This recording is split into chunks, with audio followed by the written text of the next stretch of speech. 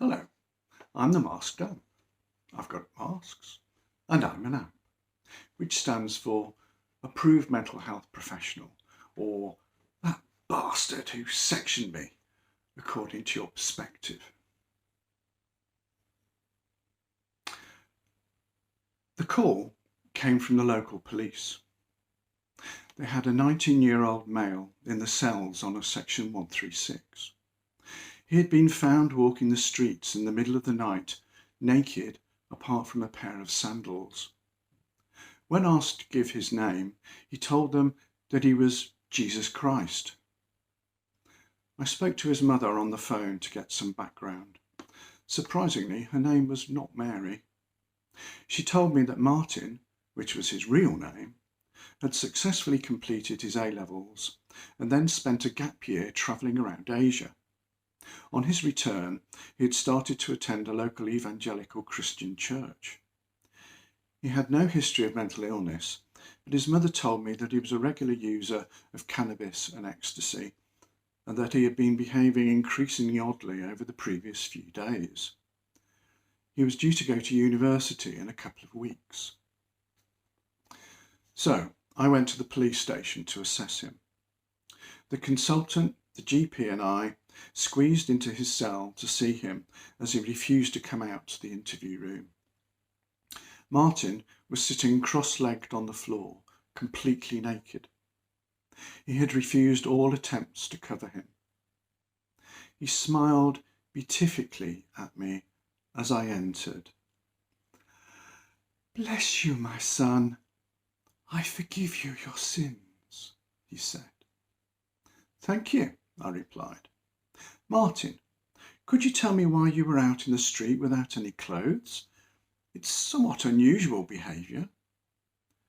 "Martin is a sinner and needs to be punished," he answered. "I am Jesus, the second coming. My dad is God. I am presently inhabiting Martin's body. Martin is the spawn of Satan, you see." "That's interesting," I said. "The problem I have is this. I've several times seen people who thought they were Jesus Christ, but they've invariably turned out not to be." He considered this, the smile faltering momentarily on his face. Then that sunny smile reappeared and he said, "I'll prove it to you, my son. I have many powers. For example, I can read your thoughts."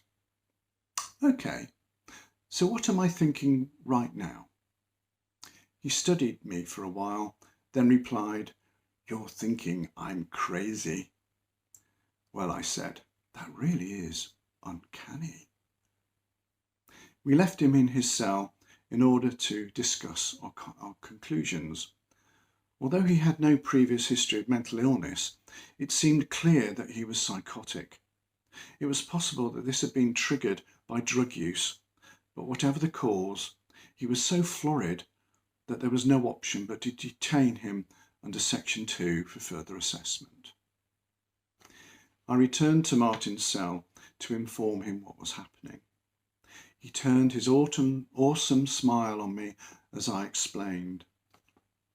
"I've made an application for your detention in hospital under Section 2 of the Mental Health Act.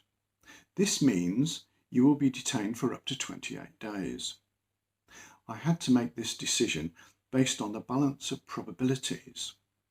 What is more likely, that you are indeed Jesus Christ, as you say, or that you're mentally ill? I'm afraid that it's more likely that you are mentally ill than that you are the second coming." His smile completely left his face and was replaced with a poisonous glare. For the first time during the assessment, he appeared to be irritated. As I left the cell to arrange an ambulance, he shouted out, "I died on the fucking cross for you."